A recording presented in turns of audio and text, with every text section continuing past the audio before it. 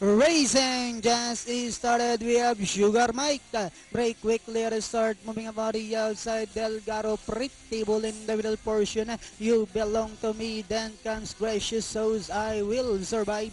Down on the inside. Sugar Free. Hurricane Ali sailing away. Federal Promise. While Semper Fidelis is the early trailer by about 15 lengths of the leader. When as they swing down the back, we have Sugar Mike by about 3/4 of a length lead, and in second is Delgado, 4 lengths further back. In third comes Pretty Bull, Sugar Free comes next. You belong to me, Hurricane Ali, Gracious Host, I will survive, sailing away Federal Promise, while Semper Fidelis is still racing and lands back to the leader. We have Sugar Mike by about 2 lengths, Delgado in second, Bull now trying to get closer in third.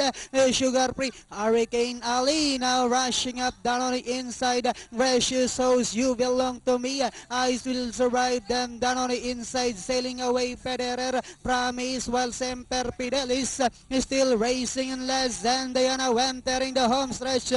Sugar Mike by only a length.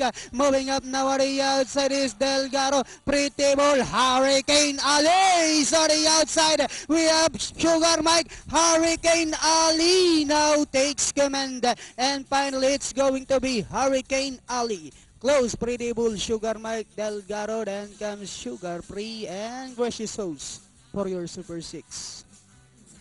Alright, 5, 7, 4, 9.